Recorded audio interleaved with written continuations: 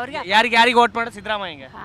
ಏನಕ್ಕೆ ಸಿದ್ದರಾಮಯ್ಯ ನಿಂತಿಲ್ಲ ಎಲೆಕ್ಷನ್ಗೆ? ಕಾಂಗ್ರೆಸ್ಗ ಯಾರು ಅವ್ರು ರೊಕ್ಕ ಕಳಿಸ್ತಾರ ಯಾರು ಅವ್ರ ರೊಕ್ಕ ಕಳ್ಸ 2,000 ಕಳ್ಸಾರ ಅವ್ರಿಗೆ ರೀ ತಿಂಗಳು ಬರುತ್ತಾ?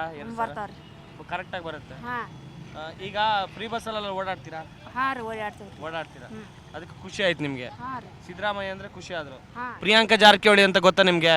ಸತೀಶ್ ಜಾರಕಿಹೊಳಿ ಅವ್ರ ಮಗಳು, ಹಾಂ ಅವ್ರು ನಿಂತಾರ ಓಟ್ಗೆ, ಹಾಂ ರೀ ಅವ್ರಿಗೆ ಓಟ್ ಹಾಕದ? ನಮ್ಗೆ ಯಾರು ಇದು ಮಾಡ್ತಾರ ಅವ್ರಿಗೆ ಅವ್ರಿಗೆ ಮೋದಿ ಬಗ್ಗೆ? ಇಲ್ರಿ ಮೋದಿ ಬಗ್ಗೆ ಗೊತ್ತಿಲ್ಲ. ಇಲ್ರಿ. ಥ್ಯಾಂಕ್ ಯು ಮಾತಾಡೋದಕ್ಕೆ. ನಿಮ್ಮ ಹೆಸರು?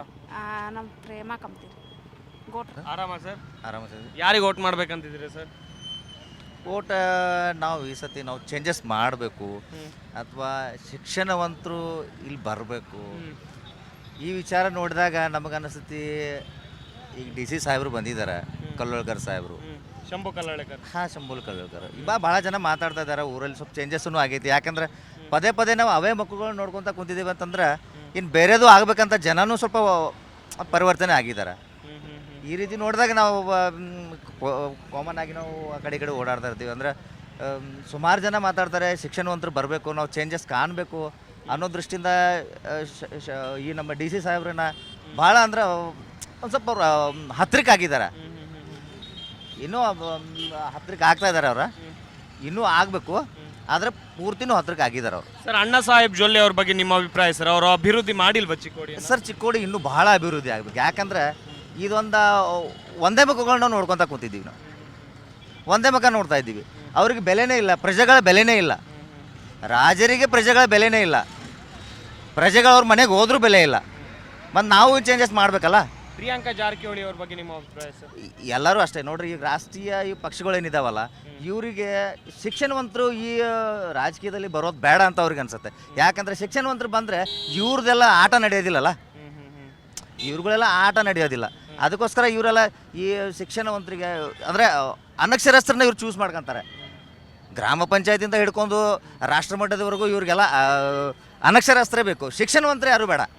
ಸರ್, ಒಂದು ವೇಳೆ ಈಗ ಪಕ್ಷೇತರ ಅಭ್ಯರ್ಥಿ ಗೆದ್ದಂಥ ಸಂದರ್ಭದಲ್ಲಿ ಒಂದು ವೇಳೆ ಗೆದ್ರು ಅಂತ ಇಟ್ಕೊಳ್ಳಿ ಸರ್, ಅವ್ರನ್ನ ಈಗ ಕಾಂಗ್ರೆಸ್ ಅವರು ಅಥವಾ BJP ಅವರು ನಂತರದಲ್ಲಿ ಪಕ್ಷಕ್ಕೆ ಸೇರ್ಕೊಂಡ್ರೆ ಏನು ಹೇಳ್ತೀರಾ ಸರ್ ಈ ಬಗ್ಗೆ ಅಭಿಪ್ರಾಯ? ಈ ಬಗ್ಗೆ ಅಭಿಪ್ರಾಯ ನೋಡಿ ಸರ್, ಒಂದು ಎಜುಕೇಟೆಡ್ ಪರ್ಸನ್, ಅವ್ರಿಗೆ ಯಾವ್ದು ಒಳ್ಳೇದು ಯಾವ್ದು ಕೆಟ್ಟದ್ದು ಅಂತ ನನಗೆ ಅನ್ಸುತ್ತೆ. ಅವರು ನಮ್ದನ್ನು ಮೇಲ್ಪಟ್ಟವ್ರು. ಯಾಕಂದ್ರೆ ಭಾರತದಲ್ಲೇ IAS ಒಂದು ಸರ್ವಿಸ್ ಅಂತಂದ್ರೆ ಇದಕ್ಕಿಂತ ದೊಡ್ಡ ಸರ್ವಿಸ್ ಯಾವುದೂ ಇಲ್ಲ.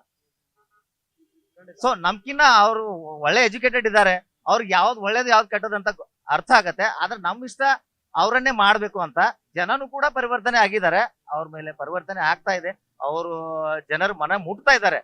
ಯಾಕಂದ್ರೆ ಹೊಸ ಮುಖ ಬಂತಲ್ಲ, ಯಾರೋ ಒಬ್ರು ಒಳ್ಳೆ ಎಜುಕೇಟೆಡ್ ಪರ್ಸನ್ ಬಂದ್ರಪ್ಪ, ಮತ್ತೆ ಒಂದು ಒಳ್ಳೆ ದಿಷ್ಟ ಅಧಿಕಾರ, 32 ವರ್ಷ ಈ ಒಂದು ಸರ್ವಿಸ್ ಇಂಥ ಪವರಲ್ಲಿ ಇರೋರು ಆ ಸರ್ವಿಸನ್ನು ತ್ಯಾಗ್ ಮಾಡಿ ಇಲ್ಲಿ ಬಂದಿದ್ದಾರಲ್ಲ, ಇದು ಒಂದು ದೊಡ್ಡ ಮಾತು. ಅದಕ್ಕೆ ಜನ ಅವರನ್ನ ಮೆಚ್ತಾ ಇದ್ದಾರೆ. ಜನಗಳ ಹತ್ರಕ್ಕೆ ಹೋಗ್ತಾನೆ. ಅವ್ರ ಕಡೆ ಹೋಗ್ತಿದ್ರು, ಜನ ಅವ್ರ ಕಡೆ ಬರ್ತಾ ಇದೆ. ಥ್ಯಾಂಕ್ ಯು ಮಾತಾಡೋದಕ್ಕೆ. ನಿಮ್ಮ ಹೆಸರು? ರಾಜೇಂದ್ರ ಅಂತ, ಎಕ್ಸ್-ಆರ್ಮಿ. ಜಿ ಕನ್ನಡ ನ್ಯೂಸ್ ಈಗ ನಿಮ್ಮ ಮನೆಯಲ್ಲೇ ನೋಡಿ. ಎಲ್ಲ ಕೇಬಲ್ಗಳಲ್ಲಿ ಈಗ ಲಭ್ಯ.